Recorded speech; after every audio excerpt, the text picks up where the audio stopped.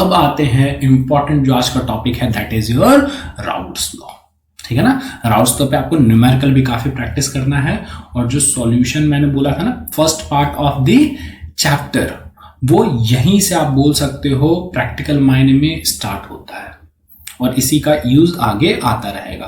तो आप एकदम ध्यान से यहां से पढ़ना, न्यूमेरिकल जहां पे आए वहां पे सॉल्व करना, बीच में स्लाइड्स को पॉज करके आप सारे वेरिएबल्स पे कंसंट्रेट करना कि किस वेरिएबल का मतलब क्या है। ठीक, तो देखो राउट्स लॉ सबसे पहले किसके लिए है, for a solution of volatile liquid. Volatile क्या, जो वेपराइज हो सकता है। तो आपने दो लिक्विड लिया, मिला दिया, तो फिर उसमें क्या क्या हो सकता है वो हम देखेंगे। तो चलो पहले ये डायग्राम देखते हैं। मान लो एक कंटेनर है, इसमें लिक्विड ए है और इसका वेपर प्रेशर जो आया वो P0 A है। ठीक है ना, इक्विलिब्रियम आ गया, vapour pressure is P0 A। ये लिक्विड B है और इसका वेपर प्रेशर क्या है, P0 B है। तो P0 A and P0 B are vapour pressure pure liquid, जब सिर्फ A है और B है। अब आपने क्या किया, दोनों को आपने मिला दिया। तो दोनों को जब मिला दोगे तो हमें क्या मिल जाएगा, ये सॉल्यूशन मिल जाएगा।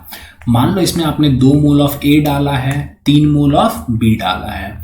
ठीक है ना, तो आप मोल फ्रैक्शन डिफाइन कर सकते हो ना। तो मोल फ्रैक्शन हम यहाँ पे लिख दे रहे हैं XA एंड XB, का ही होता है लेकिन हम लोग अपना XA XB बोल देते हैं। ठीक है ना, तो the mole fraction of A that is your 2/5, B का क्या हो जाएगा, 3 मोल था ना, तो 3/5। तो XA XB क्या है, mole fraction of A and B in solution phase. यहां जो लिक्विड फेज है इसमें A और B का मोल फ्रैक्शन क्या है। अब देखो आपने दोनों को मिला दिया, अब फिर से A क्या करेगा, वेपराइज करेगा और ऊपर चला जाएगा, वेपर बनाएगा। B क्या करेगा, वेपराइज करेगा, ऊपर चला जाएगा और वेपर बनाएगा, फिर इक्विलिब्रियम आ जाएगा। अब ऊपर का जो वेपर है वो कांस्टेंट हो गया। Now the pressure exerted by A is PA, pressure exerted by B is PB। तो PA PB क्या है बताओ, PA PB भी वेपर प्रेशर है AB का, बट इन द सॉल्यूशन। ठीक है ना, तो देखो टर्म्स पर ध्यान दो, P0 A P0 B जब वो सिंगल था मीन्स इंडिविजुअल लिक्विड, और जब दोनों को मिला दिया तब भी A का प्रेशर आएगा और B का प्रेशर आएगा, that is PA and PB। XA XB mole fraction in liquid phase. अब देखो आपने A का 2 मोल लिया था, B का 3 मोल लिया था, तो इसमें से थोड़ा थोड़ा मोल क्या होगा, वेपराइज होगा, बहुत कम। मान लो 0.001 मोल A का ऊपर चला गया, 0.002 मोल्स B का ऊपर वेपर फेज में है। ठीक है ना, तो वेपर्स में भी हमें 0.001 और 0.002 मोल्स इसके है ना, तो we can define a mole fraction in vapour phase also, कि A का मोल फ्रैक्शन क्या है, B का mole fraction, so that is YA and YB means what, mole fraction of A and B in vapour phase. ठीक है ना, थोड़ा सा इधर से वेपराइज कर गया। तो आप बोलोगे कि अच्छा सर तब तो इसका हमने 2 लिया था और इसका 3 लिया था और एक से हम 2/5 निकाले। ठीक है ना, और ये 3/5 तो वो तो नहीं होना चाहिए ना, क्योंकि इसका थोड़ा सा पार्ट ऊपर वेपराइज हो गया है। तो मैं बोलूंगा थोड़ा सा गया था ना, उसको नेग्लेक्ट कर देते हैं। अभी मान लेंगे कि इसमें अभी भी 2 मोल ही है। ठीक है ना, तो इतना चलेगा, फिर हम बाद में निकालेंगे भी कि ऊपर में कितने मोल्स A के हैं और कितने मोल्स B के हैं, बट अभी तो हम ऐसे मानेंगे कि जो ऊपर वेपराइज हुआ है वो बहुत कम है। तो सारे वेरिएबल्स आप फिर से अभी देख लो कि कौन से वेरिएबल्स क्या रिप्रेजेंट कर रहे हैं। अब देखो राउट्स लॉ क्या बोलता है, तो राउट्स लॉ यही बोलता है। ये क्या है बताओ, PA मतलब वेपर प्रेशर ऑफ या फिर partial pressure of A in solution is directly proportional to its mole fraction in liquid phase. ठीक ना, तो यही लिखा हुआ था, देखो the partial pressure of each component that means what, PA और PB is directly proportional to its mole fraction in liquid phase, that is your XA and XB। तो PA is directly proportional to XA, XA क्या मोल fraction of A in liquid phase, PB is directly proportional to XB। Proportionality sign हटाएंगे तो constant use करेंगे, P0 A, यहाँ पे क्या use करेंगे, P0 B। अब मेरे को टोटल प्रेशर लिखना है कि ऊपर में A का भी वेपर है, B का भी वेपर है, so what is the total pressure, तो PT will be equals to PA plus PB। हमें पता है सबको ऐड करना पड़ता है। तो पीटी के जगह पे हम पीए के जगह पे पी नॉट एक्स है, पीबी के जगह पे p naught b x b. So ये फॉर्मूला है बेसिक पहला फॉर्मूला जो आपको हमेशा याद रहना चाहिए, ठीक है। इसी को हम मॉडिफाई करते हैं, जैसा हमें पता है कि मोल फ्रैक्शन को ऐड करने, सारे मोल फ्रैक्शन को ऐड करने के बाद हमें क्या मिलता है, y। So we can write that x b is 1 minus x a, x a के टर्म्स में लाने के लिए जस्ट थोड़ा सा इसको सॉल्व करो, ठीक है, सिंप्लीफाई करो, ये मिल जाएगा। So this equation is in terms of x A only. जरूरत नहीं है वैसे हमें, बट ठीक है हम कर सकते हैं, ठीक है ना। अब देखो ये इंपॉर्टेंट है, इस पे आपको आगे जाकर के 4 क्वेश्चंस मैंने दिए हैं, एनसीईआरटी के ही क्वेश्चंस हैं, ऐसे क्वेश्चंस कंपटीशन में आ भी चुके हैं, तो ये क्वेश्चंस तो आपसे होने ही चाहिए। जब तक वो 4 क्वेश्चन ना हो नेक्स्ट लेसन की तरफ बढ़ना भी मत। और कोई डाउट हो तो आप कम्युनिकेट करें, डिस्क्रिप्शन में चैनल का साइट दिया रहता है, टेलीग्राम दिया रहता है, जो बच्चे मुझसे पढ़ रहे हैं उनके पास व्हाट्सएप नंबर है, आप उस पर मैसेज कर सकते हो कि सर ये वाला पॉइंट समझ में नहीं आया, वीडियो के नीचे कमेंट कर सकते हो, तो जरूर से जरूर वो क्लियर हो जाए, ठीक है ना। तो अब देखो अपना है एक्स और वाई में रिलेशन, तो ध्यान से सुनना, ठीक है ना। एक्स क्या था, mole fraction in liquid phase, Y क्या था, mole fraction in vapour phase, ठीक। अब आ जाओ राउट्स लॉ, देखो राउट्स लॉ के अकॉर्डिंग क्या है, देखो पीए को हम 2 फॉर्मूलाज में, पीए क्या था, ऊपर वाला जो प्रेशर था ए का, पीबी क्या था, ऊपर वाला जो प्रेशर था बी का इन सॉल्यूशन, ठीक है ना। तो देखो पीए को हम राउट्स लॉ से लिखे P naught A x A, ठीक है ना। अब देखो that same pressure can be written in terms of Dalton's law also. तुम देखो नीचे वाले पार्ट को भूल जाओ, concentrate on the upper part. What you will see कि this is a mixture of gas, non-reacting gases। तो गैस का जब मिक्सचर होता है तब हमने राउट्स लॉ लगाया था, कैसे लिखा था कि in the gaseous mixture of non reacting gases जो पार्शियल प्रेशर होता है वो क्या होता है, mole fraction into total pressure. तो नीचे वाला मोल फ्रैक्शन नहीं, we have to consider only vapour phase, okay. So gaseous mixture, what is the mole fraction of A, Y A, what is the mole fraction of B, YB, and what is the total pressure we have assumed, PT, ठीक है ना। so mole fraction into total pressure, तो YA into PT, but दोनों PA तो same है ना, we have written one PA from Raoult's law in terms of XA, we have written the second PA in terms of YA from Dalton's law, तो दोनों same है तो ऐसे लिख दो। तो यहाँ क्या आ गया, XA and YA में रिलेशन। अब यही पूछा जाएगा, similarly we can write it for X B and Y B. तो क्वेश्चन में देखो तुम्हें क्या दिया रहेगा, मैं पहले बता दे रहा हूँ, पी नॉट ए दिया रहेगा, पी नॉट बी दिया रहेगा, तुम्हें एक्स ए भी दिया रहेगा, तुमसे पूछेगा वाई ए बताओ। तो सबसे पहले तुम निकालोगे P T from this formula, ठीक है ना, then you will use this formula to find Y A, then question solve करेंगे, ओके। अच्छा चलो ये एक और क्वेश्चन देखते हैं, जैसे देखो तुम्हें एक इक्वेशन दे दिया है कि this is the equation, we have to find P naught A and P naught B. तो इसका 2 मेथड है, ठीक है, एक पहले लेंदी वाला बताते हैं फिर एक शॉर्टकट बताते हैं तुम्हें। अब देखो this equation is something like, कौन सा इक्वेशन, देखो एक्स ए के टर्म्स में खाली इक्वेशन है, मतलब एक इक्वेशन एक वेरिएबल के टर्म में, मतलब ये वाला, इससे कंपेयर कर लो। जब इससे कंपेयर करोगे तो तुम्हें दिखेगा कि P naught A minus P naught B is 190, P not B is 60, तो दोनों को सॉल्व करके will get P not A 250, तो हो जाएगा। लेकिन वो इक्वेशन याद नहीं रहा तो what you have to do, this वाला alternative method.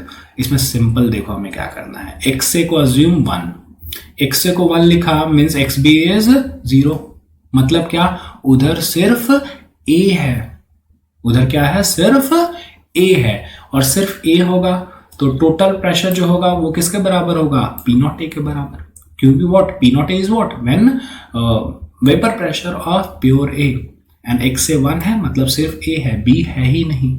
So p t will be equals to P naught a equals to 250, इधर 1 पुट करो 250 आएगा। अब दूसरी बार एक्स ए को 0 मान लो, या फिर तुम एक्स बी को 1 मान लो, कुछ भी कर सकते हैं। एक्स ए को 0 मान लो, एक्स ए को 0 मान के इधर पुट करो, यू विल गेट 60।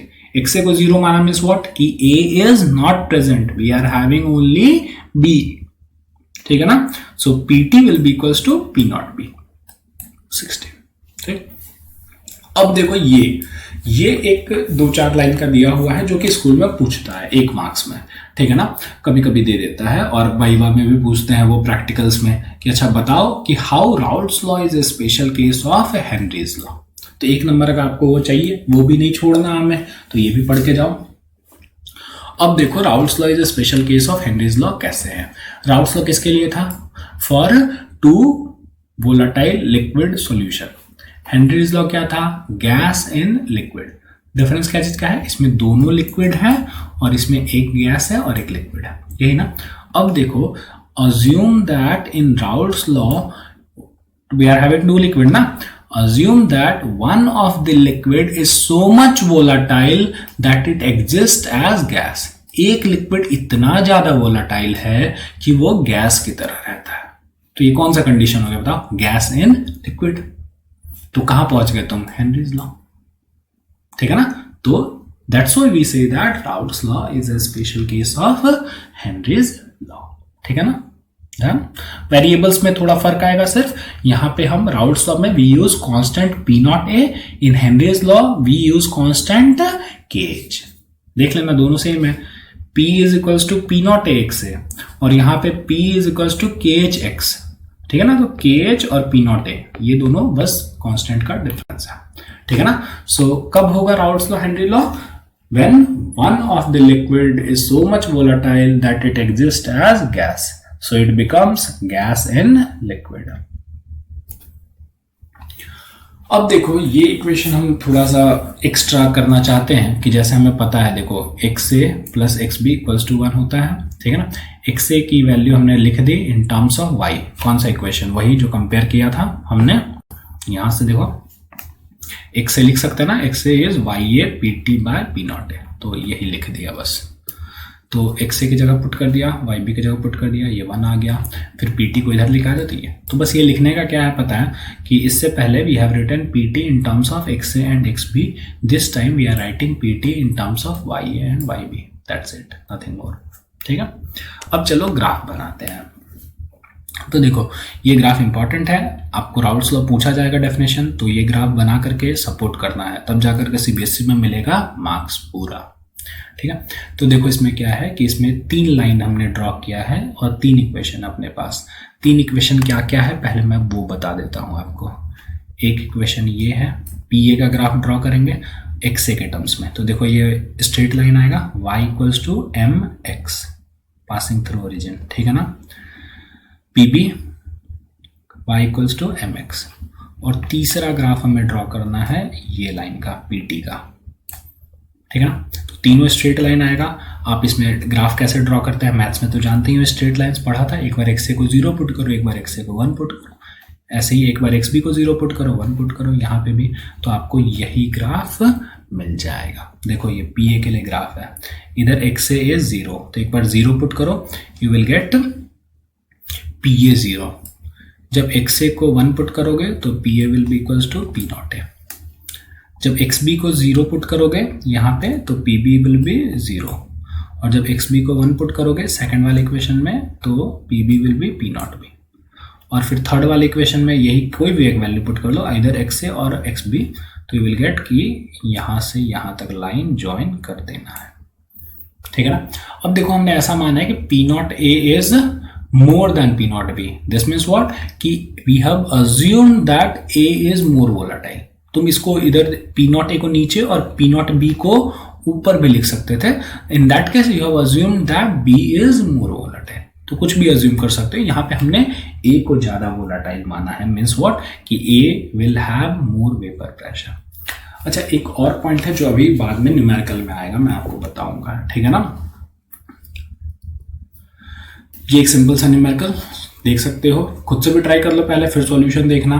तो देखो तुम्हारे पास 2 मोल बेंजीन है, 4 मोल टॉलिन है, P not A P not B दिया हुआ है, तुम्हें टोटल प्रेशर आ जाएगा ना, ठीक है। कैलकुलेशन देख लेना। अब देखो यही पॉइंट के बारे में मैं बोल रहा था कि जब तुम्हारे पास कंटेनर था with having you are having A and B and they were volatile liquid, तो दोनों वेपराइज हुआ, अपना वेपर बनाया, तो दे विल आस्क कि वेपर फेज में किसका अमाउंट ज्यादा है, मतलब A was also volatile, B was also volatile, तो ऊपर जो वेपर है उसमें A और B में किसका अमाउंट ज्यादा है? तो what you will say that the liquid which is more volatile that will have more percentage in the vapour phase.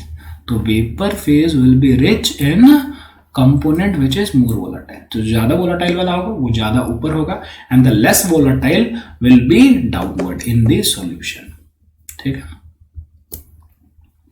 अब देखो ये न्यूमेरिकल, ठीक है ना, डायरेक्ट फ्रॉम एनसीईआरटी. एनसीईआरटी को इग्नोर कर ही नहीं सकते हैं क्योंकि इससे आएंगे डायरेक्ट क्वेश्चन केमिस्ट्री के लिए. ठीक है ना. चलो अब ये क्वेश्चन देखो, तुम्हें इसमें दिखेगा कि we are having two liquid, दोनों का P0A एंड P0B दिया हुआ है. ठीक है ना. Their amounts are given. Amount से क्या निकालोगे? Mole fraction. तो देखो मोलर मास अपोज करके इन्होंने मोल फ्रैक्शन निकाल लिया है. मोल फ्रैक्शन जरूर नहीं हम दोनों को कैलकुलेट करें, 1 से सब्ट्रैक्ट कर लो. Now what, use any formula. इन्होंने एक वेरिएबल वाला यूज किया है, तुम जरूरत नहीं है ये याद रखें, just simply use PT is equals to P0AXA plus P0BXB. That's it. तो आपका प्रेशर यही आएगा. ठीक है. अब देखो second part of the question, ये इंपॉर्टेंट है. ठीक है ना. Mole fraction of each component is vapour phase. That means what, they are asking YA and YB. वो हमसे YA और YB पूछ रहे हैं. अब YA YB के लिए थोड़ा पीछे जाओ, स्लाइड पलटो, मैं ही पलट दे रहा हूं. ये तो देखो तुम्हारे पास P0A था, XA था, PT तुमने निकाला पहले पार्ट में, तो YA से निकाल सकते हो. ठीक है ना. तो कर लेना, जरूर नहीं है एनसीईआरटी का सॉल्यूशन देखे, खुद से करो, आंसर मैच कर लेना लास्ट में. ठीक है ना. तो Y निकाल लोगे ना, ये प्रैक्टिस करना है. अब चलो नेक्स्ट 4 क्वेश्चंस, सब में ऑलमोस्ट यही चीज है. तो सॉल्व करोगे, ये 4 क्वेश्चन सॉल्व करना, फिर इससे आगे बढ़ना. तुम देख सकते हो जैसे कुछ कुछ क्वेश्चंस में, मान लो मैं तुम्हें बताता हूं कि जैसे इस क्वेश्चन का क्या मतलब है. देखो 100 ग्राम ऑफ लिक्विड A है और इसका मोलर मास दिया हुआ है, तो मोल्स निकाल लोगे. 1000 ग्राम ऑफ लिक्विड B है और इसका मोलर मास दिया हुआ है, तो फिर मोल्स निकाल लोगे. मोल फ्रैक्शन आ जाएगा XA and XB. The vapour pressure of pure liquid B was found to be, तो ये P0B दिया हुआ है. Calculate the vapour pressure of pure liquid A, मतलब P0A निकालने बोला है, and it's vapour pressure in solution, मतलब PA.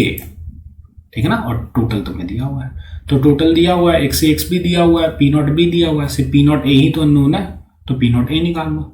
और एक बार P0A आ गया, अब हमें PA निकालना है. So what is the formula of PA?